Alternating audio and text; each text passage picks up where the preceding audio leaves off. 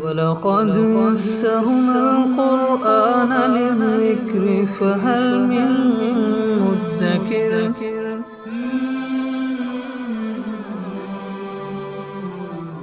سورۃ النساء آیت نمبر 6 اعوذ باللہ من الشیطان الرجیم بسم اللہ الرحمن الرحیم وابتلوا اليتامى حتى إذا بلغوا النكاح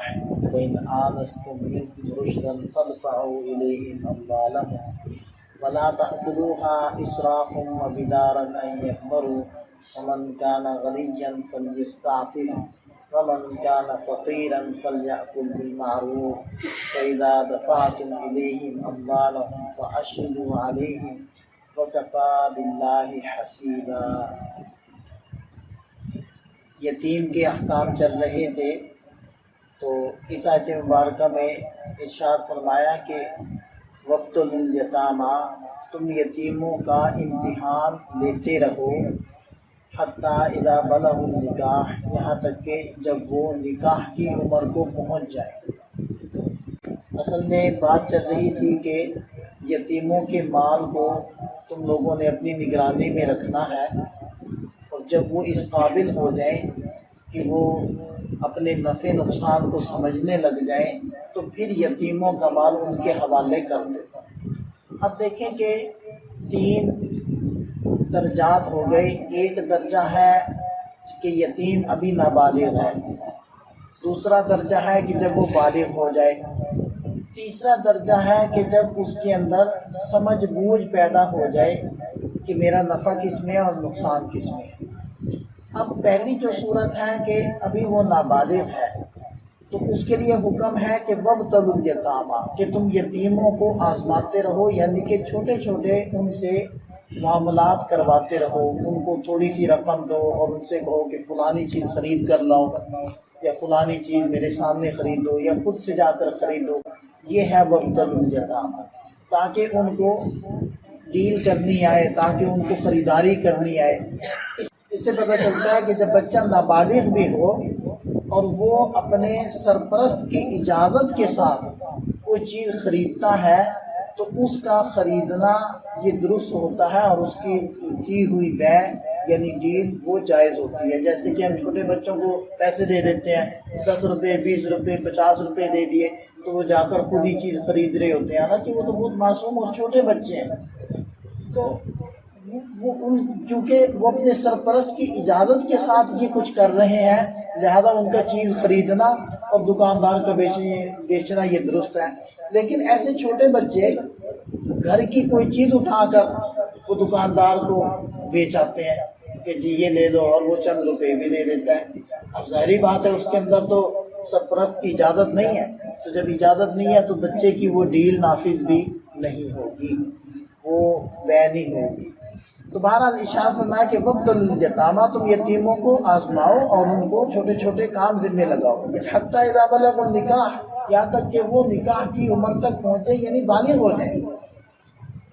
اب یہ بلوغت کی عمر کیا ہے؟ اس کے لیے قرآن نے کوئی عمر کی شرط نہیں لگائی،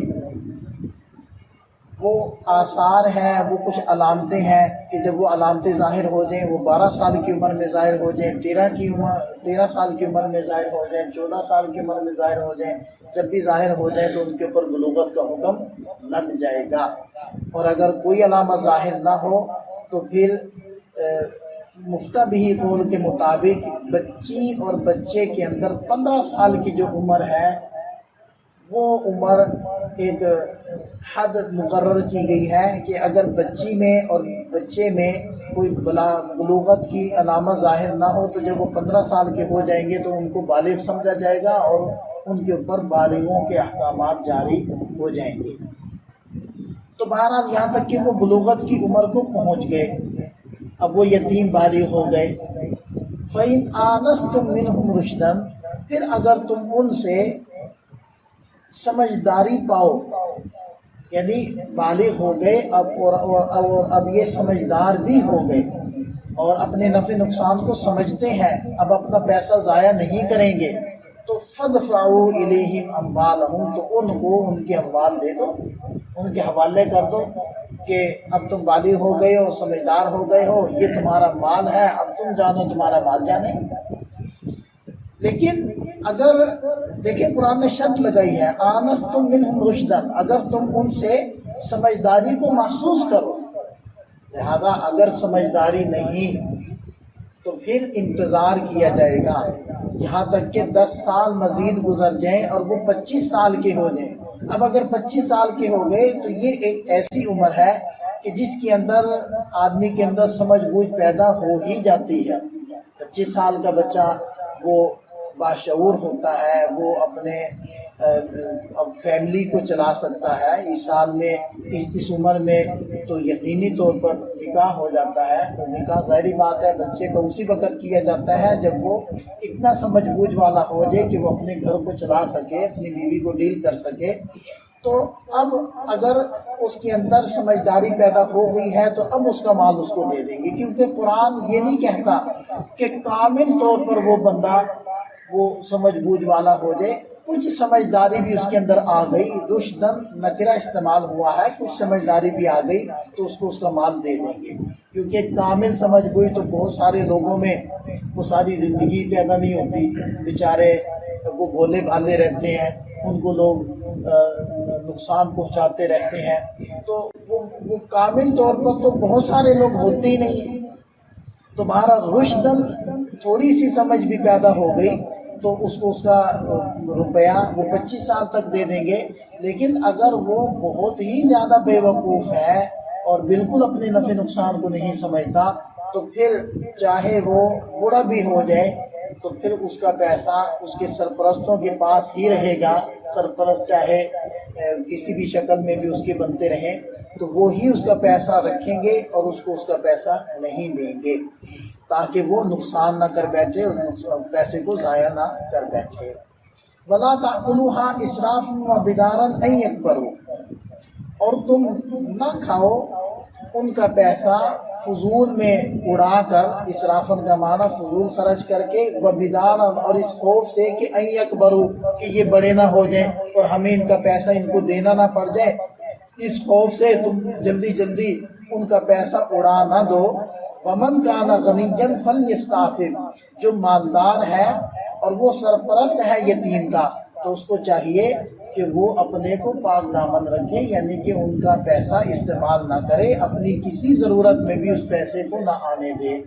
وہ بالکل اسی طرح ذمہ داری نبھائے جیسے کہ والد اپنی اولاد کی نبھاتا ہے۔ اب ظاہری بات ہے والد اپنی اولاد پر جو خرچ کر رہا ہے یا ان کے اوپر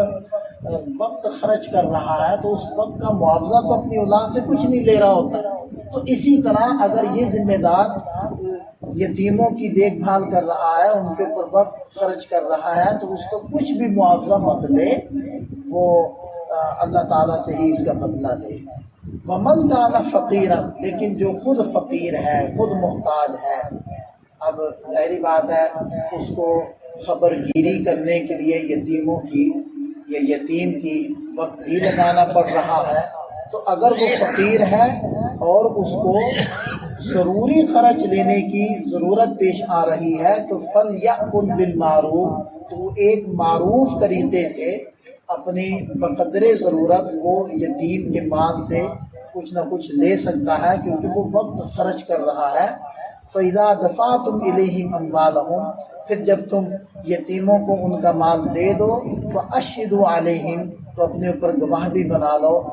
لکھت پڑھت بھی کر لو، تاکہ کل کو کوئی مسئلہ نہ بنے، کوئی دعویٰ نہ ہو اور کوئی بدگمانیاں جنم نہ لیں۔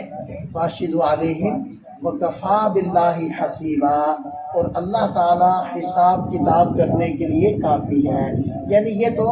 تمہارا دنیاوی معاملہ ہے